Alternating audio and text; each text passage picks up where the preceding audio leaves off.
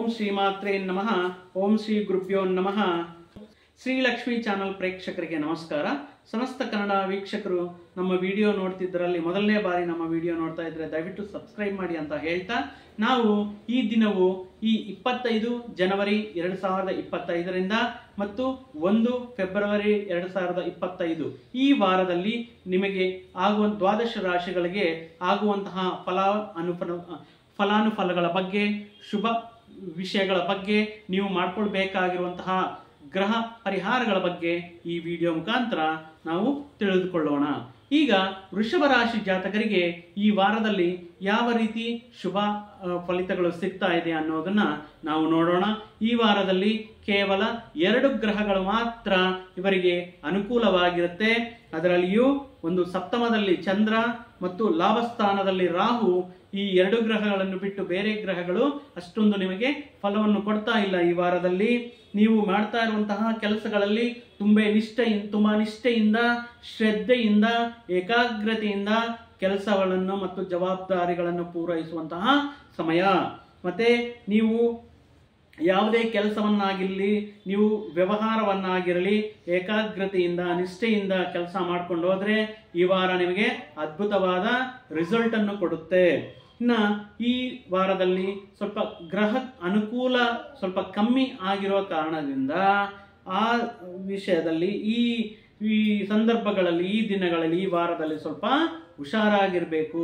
ನೀವು ಮಾಡ್ತಾ ಇರುವಂತಹ ವೃತ್ತಿ ಉದ್ಯೋಗಗಳಲ್ಲಾಗಿರ್ಲಿ, ಇಲ್ಲ ವ್ಯಾಪಾರಗಳಲ್ಲಾಗಿರ್ಲಿ, ಸ್ವಲ್ಪ ಹುಷಾರಾಗಿ ತಾಳ್ಮೆಯಿಂದ ನೀವು ವ್ಯವಹಾರಗಳನ್ನ ಮಾಡಬೇಕಾಗಿರುವಂತಹ ಅವಶ್ಯಕತೆ ಇದೆ. ಇನ್ನ ಮಾನಸಿಕವಾಗಿ ತುಂಬಾ ಸದೃಢರಾಗಿರ್ಬೇಕು. ಯಾಕಂದ್ರೆ ಭಯ ಅನ್ನೋದು ಬೇಡ. ಯಾಕಂದ್ರೆ ನೀವು ಮಾಡ್ತಾ ಇರೋದು ಒಳ್ಳೆ ಕೆಲಸ, ಪ್ರಯತ್ನ ಸಿದ್ಧಿಯಾಗಲಿ, ಪ್ರಯತ್ನ ಯಶಸ್ವಿಯಾಗಲಿ ಅಂತ ಕೆಲಸ ಮಾಡ್ತಾ ಇದ್ದೀರಾ. ಆ ಕಾರಣದಿಂದ ಈ ಭಯ ಅನ್ನೋದು ಬೇಡ. ಏನಾಗುತ್ತೋ, ಯಾವ ತರ ರಿಸಲ್ಟ್ ಅನ್ನೋದು ಬೇಡ. ಧೈರ್ಯದಿಂದ, ಆತ್ಮವಿಶ್ವಾಸದಿಂದ ನೀವು ದೃಢ ನಿಶ್ಚಯದಿಂದ ಮಾನಸಿಕವಾಗಿ ದೃಢವಾಗಿರುವಂತಹ ಸಂದರ್ಭವಾಗಿರುತ್ತೆ. ಇನ್ನ ನೀವು ಮಾಡುವಂತಹ ಪ್ರತಿ ಕೆಲಸದಲ್ಲಾಗಿರ್ಲಿ, ನೀವು ತಗೊಳ್ಳುವಂತಹ ಪ್ರತಿ ನಿರ್ಧಾರದಲ್ಲಾಗಿರ್ಲಿ ಸ್ವಲ್ಪ ಹಿಂದೆ ಮುಂದೆ ನೋಡಿಕೊಂಡು ಸ್ಟೆಪ್ ಹಾಕ್ಬೇಕಾಗುತ್ತೆ. ಇದರಲ್ಲಿ ಸ್ವಲ್ಪ ಹುಷಾರಾಗಿರ್ಬೇಕು. ಯಾಕಂದ್ರೆ ಗ್ರಹಗಳು ಅಷ್ಟೊಂದು ಅನುಕೂಲ ಇಲ್ದಿರೋ ಕಾರಣದಿಂದ ಸ್ವಲ್ಪ ನೋಡ್ಕೊಂಡು, ಹಿಂದೆ ಮುಂದೆ ನೋಡ್ಕೊಂಡು, ಬೇರೆಯವರ ಸಲಹೆಗಳನ್ನ ಪಡ್ಕೊಂಡು, ಅನುಭವಜ್ಞರ ಸಲಹೆಗಳನ್ನ ಪಡ್ಕೊಂಡು ಮುಂದುವರಿಯೋದು ಒಳ್ಳೆಯದು. ಇನ್ನ ನೀವು ಡೆಡಿಕೇಶನ್ ಅನ್ನೋದು ಇಂಪಾರ್ಟೆಂಟ್. ಈ ವಾರದಲ್ಲಿ ನೀವು ಮಾಡುವಂತಹ ಕೆಲಸಗಳಾಗಿರ್ಬೋದು, ಪ್ರಯತ್ನಗಳಾಗಿರ್ಬೋದು, ತುಂಬಾ ಡೆಡಿಕೇಟೆಡ್ ಆಗಿ ಎಫರ್ಟ್ ಆಗ್ಬೇಕಾಗುತ್ತೆ. ಸುಮ್ಮನೆ ಮಾಡಬೇಕು ಅಂದ್ರೆ ಮಾಡಿದೀನಿ, ಹೇಳ್ಬೇಕಂದ್ರೆ ಹೇಳಿದೀನಿ ಅಂತ ಅಲ್ಲ. ನೀವು ಎಷ್ಟು ಡೆಡಿಕೇಟೆಡ್ ಆಗಿರ್ತೀರೋ ರಿಸಲ್ಟ್ ಅಷ್ಟು ಒಳ್ಳೇದಾಗಿರುತ್ತೆ. ನೀವೊಬ್ಬರೇ ಅಲ್ಲ, ನೀವೊಬ್ಬರೇ ಸ್ವಂತ ನಿರ್ಣಯ ತಗೊಂಡ್ರೆ, ಸ್ವಂತ ನಿರ್ಧಾರ ತಗೊಂಡ್ರೆ ಅದು ಆಗ್ಬರಲ್ಲ.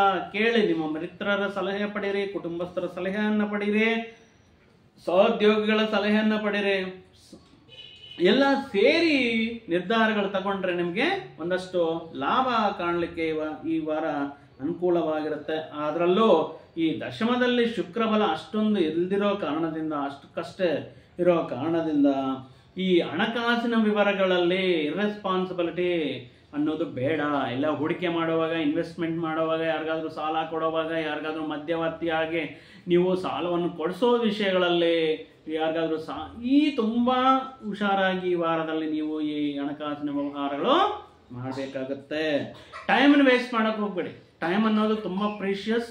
ಈಗಿರುವಂತಹ ಟೈಮ್ನ ತುಂಬಾ ಸದ್ವಿನಿಯೋಗ ಮಾಡ್ಕೊಳ್ಳಿ.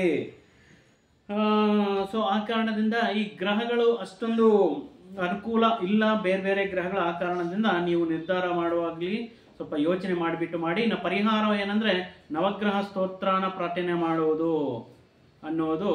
ಓಂ ನಮಃ ಸೂರ್ಯಾಯ ಚಂದ್ರಾಯ ಮಂಗಳಾಯ ಬುಧಾಯ ಚ ಗುರು ಶುಕ್ರ ಶನಿಭ್ಯಶ್ಚ ರಾಹವೇ ಕೇತವೇ ನಮಃ ಅನ್ನುವ ಮಂತ್ರವನ್ನು ಪಠನೆ ಮಾಡಿ, ನವಗ್ರಹ ಸ್ತೋತ್ರವನ್ನು ಪಠನೆ, ನವಗ್ರಹ ಆರಾಧನೆ ಮಾಡಿ, ನವಗ್ರಹ ದರ್ಶನ ಮಾಡಿಕೊಂಡು ಪ್ರದಕ್ಷಿಣೆ ಮಾಡಿ. ನಿಮಗೆ ಈ ವಾರ ಚೆನ್ನಾಗಿರುತ್ತೆ ಅಂತ ಹೇಳ್ತಾ ನಾನು ಈ ವಿಡಿಯೋನ ಇಲ್ಲಿಗೆ ಮುಗಿಸ್ತಾ ಇದ್ದೇನೆ. ಮತ್ತೊಂದು ವಿಡಿಯೋ ಜೊತೆಗೆ, ಮತ್ತೊಂದು ಆಸಕ್ತಿಕರವಾದ ವಿಷಯದ ಜೊತೆಗೆ ನಿಮ್ಮ ಮುಂದೆ ಬರ್ತೀನಿ. ಅಲ್ಲಿಯವರೆಗೂ ಸರ್ವೇ ಜನ ಸುಖಿನೋ ಭವಂತು, ಸಮಸ್ತ ಸನ್ಮಂಗಳಾನಿ ಭವಂತು. ಜೈ ಶ್ರೀರಾಮ್.